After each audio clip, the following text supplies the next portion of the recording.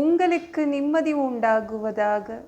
தேவனுடைய இரக்கங்கள் அதிகமாவதாக. தேவன் என்ன சொல்கிறாங்கன்னா, ஏசாயா 25:4, கொடூரமானவர்களின் சீரல் மதிலை மோதி அடிக்கிற பெரு வெள்ளத்தை போல் இருக்கையில், நீர் ஏழைக்கு பலனும் நெருக்கப்படுகிற எளியவனுக்கு திடனும் பெருவெள்ளத்துக்கு தப்பும் அடைக்கலமும் வெயிலுக்கு ஒதுங்கும் நிழலும் ஆனீர். எனக்கு யாருமே இல்லைங்க, நான் ஒரு ஏழைங்க, என்னை கவனிக்க கூட யாருமே இல்லைங்க. நான் எவ்வளோ கஷ்டப்படுறேன். எனக்கு ஆனால் எதிரிகள் எக்கச்சக்கமாக இருக்காங்க. நான் அழியணும் அப்படின்னே மோதுறாங்க. நான் அழிஞ்சு போயிடணுன்னுக்காகவே மோதுறாங்க. யாரெல்லாம் உங்ககிட்ட மோதுறாங்களோ, எதெல்லாம் உங்ககிட்ட மோதுதோ, அதெல்லாமே தேவன் என்ன பண்ணுவார்னா ஒன்றும் இல்லாமல் பண்ணிடுவார். உங்களை காப்பாற்றுவார். அவங்கக்கிட்ட உங்களை காப்பாற்றுவார். பயப்படாதீங்க. அவங்களுக்கு என்ன, நீங்கள் அழிஞ்சு போகணும் அதானே. ஆனால் அப்படி அவங்க எண்ணத்தை அவர் நிறைவேற்ற மாட்டார். உங்களை யாரும் அழிக்க முடியாது. எத்தனை பேர் வேணால் மோதலாம், ஆனால் உங்கள் பாதுகாப்பு அழியாது. உங்கள் பாதுகாப்பை அழிக்கணும்னு தான் நினைக்கிறாங்க அவங்க, இல்லை. உங்கள் பாதுகாப்பு அப்படியே இருக்கும். உங்கள் வேலை பாதுகாக்கப்படும், உங்கள் குடும்பம் பாதுகாக்கப்படும், உங்களுடைய நிம்மதி பாதுகாக்கப்படும். பயப்படாதீங்க. என்னங்க, நானே ஒரு 50 கிலோ வெயிட்டில் தான் இருக்கேன். இவங்க மோத மோத நான் கீழே விழுந்துடுவேனோ பயமாக இருக்குது. இல்லை, கீழே விழ மாட்டீங்க. ஏன்னா அவர் ஏழைக்கு பலனாக இருப்பார். நம்ம வெயிட் வேணால் கொஞ்சமாக இருக்கலாங்க, 100 கிலோக்குள்ள உள்ளதான் எல்லாரும் இருக்கிறோம், இல்லை. சரி, அப்போ தேவனுடைய வெயிட்டு யாருக்காவது தெரியுமா? தேவன் எவ்வளோ வெயிட்டில் இருக்காது தெரியுமா? தெரியாது. ஒரு கோடி வெயிட்டில் இருப்பாரா? ஒரு கோடி கிலோ வெயிட்டில் இருப்பாரா? அதுக்கு மேலே இருப்பார் அவர். அப்போ அவருடைய பலன் நம்மளுக்கு வரும்போது எதுவும் உங்களை மோதாது. மோதினாலும் ஒன்றுமே பண்ண முடியாது. யானையை போய் மோதி பாருங்களேன், யானைக்கு ஏதாவது சேதம் வந்துடுமா? வராது, இல்லை. அதே மாதிரி தான் தேவன் உங்களுக்கு பலனாக இருப்பார். மோதுறவங்க மோதிட்டு போட்டுங்க, கண்டுக்காதீங்க.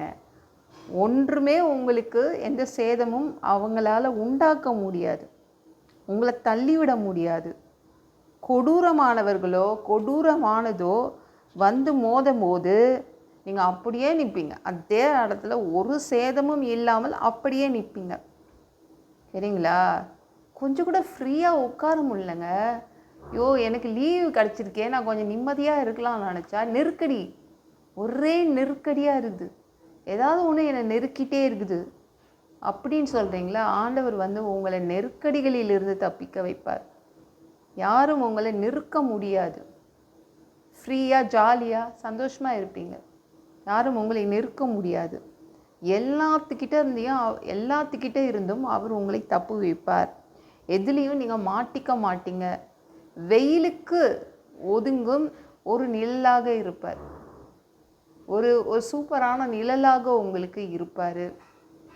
தானியேல் என்ற ஒருத்தரை பிடிச்சி சிங்கங்கள் கெபியில் கொண்டு போட்டுறாங்க. சிங்கங்கள் வாழும் இடத்துல போட்டுறாங்க. 12 மணி நேரம் பாதுகாப்பே இல்லாத இடத்துல நம்ம தானியேலை தூக்கி போடுறாங்க. 12 மணி நேரம் சிங்கத்தோட மோத விடுறாங்க இவனை. சிங்கம் ஒரே நேரத்துலேயே அது சாப்பிட்றணும், இல்லை, பார்த்த உடனே சாப்பிட்றோம். 12 மணி நேரம் தாக்குதல் அது நடத்தலாம்.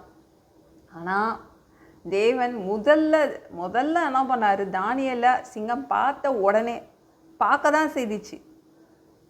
ஆனால் அது பாயறதுக்குள்ளே என்ன பண்ணார்? அதோடைய வாயை கட்டிட்டார். ஒரு தேவதூதன் அனுப்பி எல்லாருடைய வாயையும் கட்டிடு அப்படின்னாரு.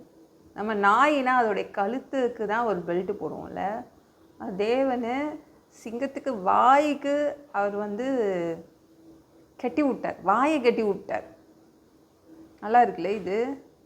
12 மணி நேரம் பாதுகாப்பு. சிங்க கெபியில் பாதுகாப்பே இல்லாத ஒருத்தனுக்கு ஆண்டவர் என்ன பண்ணார்? பாதுகாப்பு கொடுத்தார்.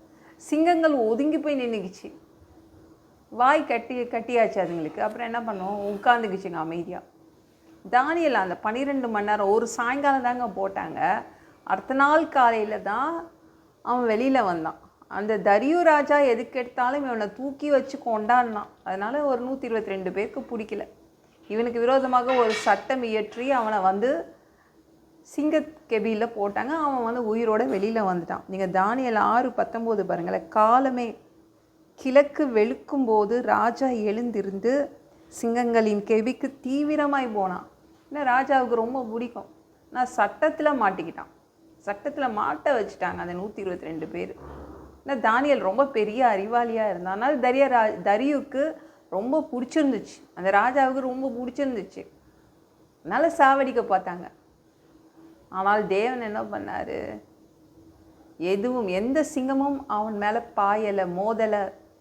தேவன் காப்பாற்றினார். 12 மணி நேரம் ஒரு மோசமான இடத்துல வச்சு அவனை காப்பாற்றினார். உங்களை காப்பாற்ற மாட்டாரா? எவ்வளோ மோசமான இடமாக இருந்தாலும் பரவாயில்ல, அது எப்பேற்பட்ட இடமாக இருந்தாலும் பரவாயில்ல, தேவனுடைய பாதுகாப்பு இருக்கும். எதுவும் உங்களை மோத முடியாது, மோதி தள்ளிவிட முடியாது. நீங்கள் அப்படியே நிலைத்து நிற்பீங்க. அப்படியே எப்படி நிற்கிறீங்களோ அப்படியே நிற்பீங்க. இந்த வீடியோ பிடிச்சிருந்துச்சுன்னா மற்றவங்களுக்கும் ஷேர் பண்ண மறக்காதீங்க. கர்த்தர் உங்களை ஆசீர்வதிப்பாராக. ஜெபம் பண்ணலாமா? அன்பு பிதாவே, உங்கள் பிள்ளைங்க உங்கள் பாதத்தில் வந்திருக்காங்கப்பா. சாமி இரக்கம் செய்யுங்க.